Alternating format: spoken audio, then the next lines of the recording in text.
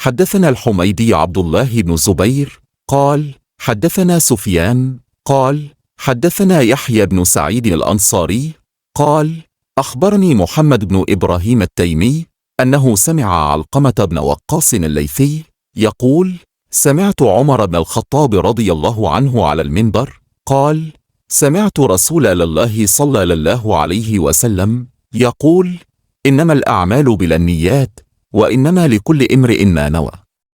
فمن كانت هجرته إلى دنيا يصيبها أو إلى امرأة ينكحها فهجرته إلى ما هاجر إليه. I heard Allah's Messenger saying, the reward of deeds depends upon the intentions, and every person will get the reward according to what he has intended. So whoever immigrated for worldly benefits or for a woman to marry, his immigration was for what he immigrated for.